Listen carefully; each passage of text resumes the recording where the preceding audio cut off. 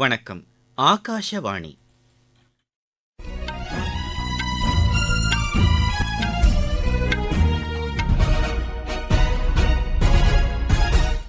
செய்திகள் வாசிப்பவர் மணி துரைசாமி. தலைப்புச் செய்திகள்: மக்களவைக்கு 5வது கட்டமாக வாக்குப்பதிவு நடைபெறவுள்ள 6 மாநிலங்கள் மற்றும் 2 யூனியன் பிரதேசங்களுக்கு உட்பட்ட 49 தொகுதிகளில் பிரச்சாரம் இன்று மாலை நிறைவடைந்தது. மத்தியில் நிலையான ஆட்சி அமையும் பட்சத்தில் இந்தியாவின் பாதுகாப்பு உறுதி செய்யப்படும் என்று பிஜேபி மூத்த தலைவரும் பிரதமருமான திரு நரேந்திர மோடி தெரிவித்துள்ளார். அரசியல் லாபத்திற்காக பிஜேபி மக்களிடையே பிரிவினையை தூண்டி வருவதாக காங்கிரஸ் மூத்த தலைவர் திரு சல்மான் குர்ஷித் குற்றம் சாட்டியுள்ளார். கேரளா, தமிழகம் மற்றும் புதுச்சேரியில் அடுத்த சில நாட்களுக்கு கனமழைக்கு வாய்ப்புள்ளதாக வானிலை ஆய்வு மையம் தெரிவித்துள்ளது. தாய்லாந்து ஓபன் பேட்மிண்டன் போட்டியில் இந்தியாவின் சிராக் ஷெட்டி ரங்கிரெட்டி இணை இறுதிப் போட்டிக்கு தகுதி பெற்றுள்ளது. இனி விரிவான செய்திகள். மக்களவைக்கான 5ஆம் கட்ட தேர்தல் பிரச்சாரம் இன்று நிறைவடைந்தது. 6 மாநிலங்கள் மற்றும் 2 யூனியன் பிரதேசங்களுக்கு உட்பட்ட 49 தொகுதிகளில் வரும் திங்கட்கிழமை வாக்குப்பதிவு நடைபெறவுள்ளது. இந்த தொகுதிகளில் பிரச்சாரத்திற்கான கால அவகாசம் முடிந்ததை அடுத்து பிரச்சாரத்தில் ஈடுபட்ட வெளியூர்களைச் சேர்ந்தவர்கள் தொகுதிகளை விட்டு வெளியேறினர். பிரச்சாரம் முடிவடைந்ததை அடுத்து அதன் பின்னர் கடைபிடிக்க வேண்டிய நெறிமுறைகளை அனைத்து அரசியல் கட்சிகளும் முழுமையாக பின்பற்ற வேண்டும் என்று தேர்தல் ஆணையம் வலியுறுத்தியுள்ளது. மத்தியில் நிலையான ஆட்சி அமையும் பட்சத்தில் இந்தியாவின் பாதுகாப்பு உறுதி செய்யப்படும் என்று பிஜேபி மூத்த தலைவரும் பிரதமருமான திரு நரேந்திர மோடி தெரிவித்துள்ளார். ஹரியானா மாநிலம் அம்பாலாவில் இன்று தேர்தல் பிரச்சாரம் மேற்கொண்டு பேசிய அவர், கடந்த 20 ஆண்டுகளாக நமது அண்டை நாடான பாகிஸ்தான் தொடர்ந்து தீவிரவாத செயல்களுக்கு துணை நின்றதாகவும் தற்போது அந்த நாடு பொருளாதார நெருக்கடியில் சிக்கி தவிப்பதாகவும் தெரிவித்தார். மத்தியில் பலவீனமான அரசு இருந்தபோது ஜம்மு காஷ்மீரில் எந்தவித மாற்றமும் ஏற்படவில்லை என்றும் பிஜேபி தலைமையிலான உறுதியான அரசு 370வது அரசியலமைப்பு சட்டப்பிரிவை நீக்கியதாகவும் திரு நரேந்திர மோடி குறிப்பிட்டார். ஒரே பதவி ஒரே ஓய்வூதியம் திட்டத்தை கடந்த 40 ஆண்டுகளாக காங்கிரஸ் அரசு அமல்படுத்தாமல் இருந்தது என்றும் தமது அரசு அதனை அமல்படுத்தியதாகவும் அவர் கூறினார். விவசாயிகளுக்கான வருவாய் ஆதரவு திட்டத்தில் காங்கிரஸ் ஆட்சியின் போது 60,000 கோடி ரூபாய் மட்டுமே வழங்கப்பட்டதாகவும் தமது ஆட்சியில் விவசாயிகளுக்கு இதுவரை 6 லட்சம் கோடி ரூபாய் வழங்கப்பட்டிருப்பதாகவும் திரு நரேந்திர மோடி தெரிவித்தார். உத்தரப்பிரதேச மாநிலத்தில் பகுஜன் சமாஜ் கட்சியின் தலைவர் செல்வி மாயாவதி பஸ்தி தொகுதியில் நடைபெற்ற பொதுக்கூட்டத்தில் உரையாற்றினார். பீகார் மாநில தலைநகர் பாட்னாவில் பிரச்சாரம் மேற்கொண்ட காங்கிரஸ் மூத்த தலைவர் திரு சல்மான் குர்ஷித் அரசியல் லாபத்திற்காக மதத்தை பிஜேபி பயன்படுத்தி வருவதாக குறிப்பிட்டார். ராஷ்டிரிய ஜனதாதள் கட்சி தலைவரும் பீகார் மாநில முன்னாள் துணை முதலமைச்சருமான திரு தேஜஸ்வி பிரசாத் யாதவ் சரண், வைஷாலி, மத்பானி மற்றும் சீதா மஹரி மக்களவைத் தொகுதிகளில் பிரச்சாரம் மேற்கொண்டார்.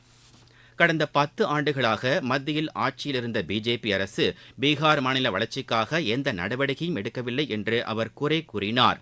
மாநிலத்தில் ஆட்சி பொறுப்பில் உள்ள பிஜேபி மற்றும் ஐக்கிய ஜனதாதள கட்சிகள் மக்களுக்கு அளித்த வாக்குறுதிகளை நிறைவேற்றவில்லை என்று அவர் குறிப்பிட்டார்.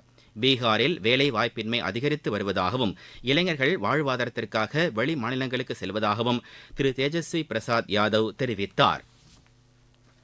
டிஜிட்டல் பண பரிவர்த்தனையில் இந்தியா முன்னணியில் உள்ளதாக தொலைத்தொடர்பு செயலர் டாக்டர் நீரஜ் மித்தல் கூறியுள்ளார்.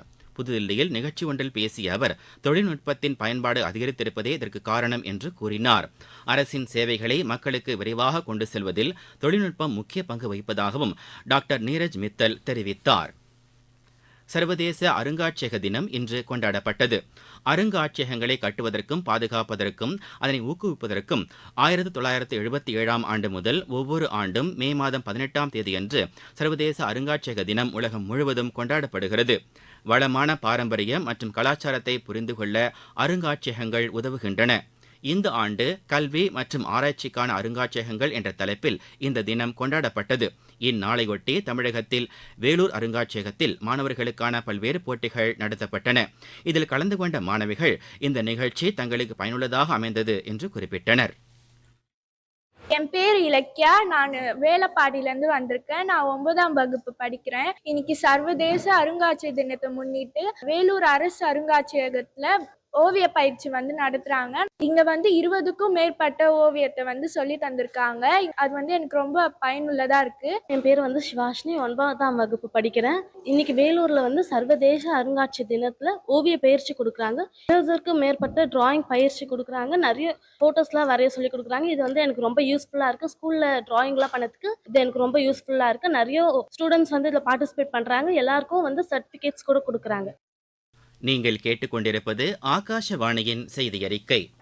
தமிழகத்தில் உள்ள அரசு மருத்துவமனைகள் மற்றும் ஆரம்ப சுகாதார நிலையங்களில் பணிபுரியும் மருத்துவ கடைநிலை ஊழியர்கள் சுழற்சி முறையில் 3 விதமான பணி நேரங்களில் பணியமர்த்தப்படுவார்கள் என்று மக்கள் நல்வாழ்வுத்துறை அரசாணை வெளியிட்டுள்ளது.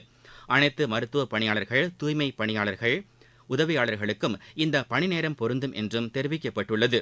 சென்னை உயர்நீதிமன்ற மதுரை கிளையின் தீர்ப்பின் அடிப்படையில் இந்த பணி நேரம் அமல்படுத்தப்படுவதாக தெரிவிக்கப்பட்டுள்ளது. இதன்படி காலை 6 மணி முதல் பிற்பகல் 2 மணி வரையும், மதியம் 1 மணி முதல் இரவு 9 மணி வரையும், இரவு 8 மணி முதல் காலை 6 மணி வரை எனவும் பணி நேரங்கள் வரையறுக்கப்பட்டுள்ளன. மொத்த பணியாளர்களில் 50% பேர் காலை நேர பணியிலும், 25% பேர் பிற்பகல் நேர பணியிலும், 25% பேர் இரவு நேர பணியிலும் ஈடுபட வேண்டும் என்று தெரிவிக்கப்பட்டுள்ளது. இந்திய கடல் எல்லைக்குள் மீன்பிடித்ததாக இலங்கை மீனவர்கள் 7 பேரை இந்திய கடலோர காவல்படையினர் கைது செய்தனர். தமிழகத்தில் மீன்பிடி தடைக்காலம் அமலில் உள்ளதால் விசைப்படகு மீனவர்கள் மீன்பிடிக்க கடலுக்கு செல்லவில்லை. இந்த சூழலை பயன்படுத்தி இலங்கை மீனவர்கள் கன்னியாகுமரி கடல் பகுதிக்குள் அத்துமீறி மீன்பிடித்த போது அவர்கள் கைது செய்யப்பட்டனர். அவர்களிடம் இந்திய கடலோர காவல்படையினர் விசாரணை நடத்தி வருகின்றனர். கேரளாவில் அடுத்த 5 நாட்களுக்கு கனமழை பெய்ய வாய்ப்பிருப்பதாக இந்திய வானிலை ஆய்வு மையம் தெரிவித்துள்ளது. பத்தனம்திட்டா, இடுக்கி மற்றும் கோட்டயம் மாவட்டங்களுக்கு அடுத்த 2 நாட்களுக்கு சிவப்பு எச்சரிக்கை விடுக்கப்பட்டுள்ளது. திருவனந்தபுரம், கொல்லம், ஆலப்புழா மற்றும் எர்ணாகுளம் ஆகிய மாவட்டங்களுக்கு அடுத்த 2 நாட்களுக்கு ஆரஞ்சு எச்சரிக்கை விடுக்கப்பட்டுள்ளது. பத்தனம்திட்டா, இடுக்கி மற்றும் மலப்புரம் ஆகிய மாவட்டங்களுக்கும் இன்று ஆரஞ்சு எச்சரிக்கை விடுக்கப்பட்டுள்ளது. மோசமான வானிலை மற்றும் பலத்த காற்று வீசக்கூடும் என்பதால் கேரளா மற்றும் லட்சத்தீவு கடல் பகுதிக்கு மீனவர்கள் மீன்பிடிக்க செல்ல வேண்டாம் என்று அறிவுறுத்தப்பட்டுள்ளனர். இதனிடையே தமிழகம், புதுச்சேரி மற்றும் காரைக்கால் பகுதிகளில் அடுத்த 4 நாட்களுக்கு இடி மின்னலுடன் கூடிய லேசானது முதல் மிதமான மழைக்கு வாய்ப்பிருப்பதாக சென்னை வானிலை ஆய்வு மைய இயக்குநர் திரு செந்தாமரை கண்ணன் தெரிவித்துள்ளார். தமிழகம், புதுவை மற்றும் காரைக்கால் பகுதிகளில் அடுத்த 4 நாட்களுக்கு பெரும்பாலான இடங்களில் இடி மின்னலுடன் கூடிய லேசானது முதல் மிதமான வரை மழைக்கு வாய்ப்புள்ளது. கனமழையை பொறுத்தவரை அடுத்த 24 மணி நேரத்தில் மேற்கு தொடர்ச்சி மலை மாவட்டங்கள், தென் மாவட்டங்கள் மற்றும் தர்மபுரி, கிருஷ்ணகிரி, சேலம், நாமக்கல் உள்ளிட்ட வட உள் தமிழக மாவட்டங்களில் ஓரிரு இடங்களில் கனமழையும், திருநெல்வேலி, தென்காசி, கன்னியாகுமரி உள்ளிட்ட மாவட்டங்களில் ஓரிரு இடங்களில் மிக கனமழைக்கும் வாய்ப்புள்ளது. 19ஆம் தேதி முதல் 21ஆம் தேதி வரை மேற்கு தொடர்ச்சி மலை மாவட்டங்களில் ஓரிரு இடங்களில் கன முதல் மிக கனமழையும், திருநெல்வேலி, தென்காசி, தேனி, கன்னியாகுமரி உள்ளிட்ட மாவட்டங்களில் ஓரிரு இடங்களில் அதிகன மழைக்கும் வாய்ப்புள்ளது. சென்னை மற்றும் புறநகர் பகுதிகளை பொறுத்தவரை அடுத்த 2 நாட்களுக்கு வானம் ஓரளவு மேகமூட்டத்துடன் காணப்படும். நகரின் ஒரு சில பகுதிகளில் இடி மின்னலுடன் கூடிய லேசானது முதல் மிதமான வரை மழைக்கு வாய்ப்புள்ளது. தென் தமிழக கடலோர பகுதிகளில் சூறாவளி காற்று வீசக்கூடும் என்பதால் மீனவர்கள் மீன்பிடிக்க செல்ல வேண்டாம் என்று திரு செந்தாமரை கண்ணன் கேட்டுக் கொண்டுள்ளார். நீலகிரி மாவட்டத்தில் கனமழைக்கான ஆரஞ்சு எச்சரிக்கை விடுக்கப்பட்டுள்ளதை அடுத்து சுற்றுலா பயணிகளின் வருகை குறைந்திருப்பதாக எமது செய்தியாளர் தெரிவிக்கிறார். கன்னியாகுமரி மாவட்டத்தில் கனமழைக்கான சிவப்பு எச்சரிக்கை விடுக்கப்பட்டுள்ள நிலையில் 90 பேர் கொண்ட பேரிடர் மீட்புக் குழுவினர் திருவட்டாறு, கிள்ளியூர், அகசீஸ்வரம் தாலுகாக்களில் கண்காணிப்பு பணியில் ஈடுபட உள்ளனர். மேலும் அங்குள்ள அணைகளில் நீர்மட்டம் அதிகரித்து வருவதாகவும் அருவிகளில் குளிப்பதற்கு கட்டுப்பாடுகள் விதிக்கப்பட்டிருப்பதாகவும் எமது செய்தியாளர் தெரிவிக்கிறார். தாய்லாந்து ஓபன் பேட்மிண்டன் போட்டியில் இந்தியாவின் சிராக் ஷெட்டி, ரங்கிரெட்டி இணை இறுதிப் போட்டிக்கு தகுதி பெற்றுள்ளது. இன்று நடைபெற்ற ஆடவர் இரட்டையர் பிரிவு அரையிறுதி ஆட்டத்தில் இந்த இணை தைவானின் MC லூ மற்றும் டாங் கை வெய் இணையை 21-11, 21-12 என்ற செட் கணக்கில் வென்றது. நாளை நடைபெறும் இறுதிப் போட்டியில் இந்த இணை தைவானின் லியூ யி, சீனாவின் செங் பொலாங் இணையை எதிர்கொள்கிறது. மீண்டும் தலைப்புச் செய்திகள்.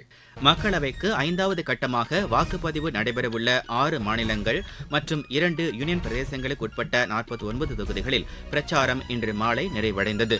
மத்தியில் நிலையான ஆட்சி அமையும் பட்சத்தில் இந்தியாவின் பாதுகாப்பு உறுதி செய்யப்படும் என்று பிஜேபி மூத்த தலைவரும் பிரதமருமான திரு நரேந்திர மோடி தெரிவித்துள்ளார். அரசியல் லாபத்திற்காக பிஜேபி மக்களிடையே பிரிவினையை தூண்டி வருவதாக காங்கிரஸ் மூத்த தலைவர் திரு சல்மான் குர்ஷித் குற்றம் சாட்டியுள்ளார். கேரளா, தமிழகம் மற்றும் புதுச்சேரியில் அடுத்த சில நாட்களுக்கு கனமழைக்கு வாய்ப்புள்ளதாக வானிலை ஆய்வு மையம் தெரிவித்துள்ளது. தாய்லாந்து ஓபன் பேட்மிண்டன் போட்டியில் இந்தியாவின் சிராக் ஷெட்டி, ரங்கிரெட்டி இணை இறுதிப் போட்டிக்கு தகுதி பெற்றுள்ளது. இத்துடன் இந்த செய்தி அறிக்கை நிறைவடைகிறது.